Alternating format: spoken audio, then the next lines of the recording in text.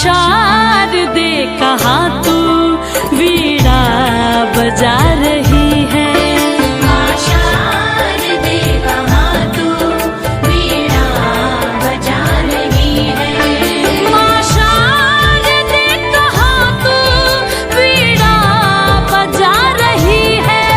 माँ शारदे कहाँ तू वीणा बजा रही है।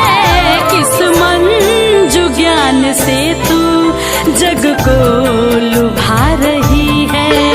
इस मंजू ज्ञान से तू जग को लुभा रही है।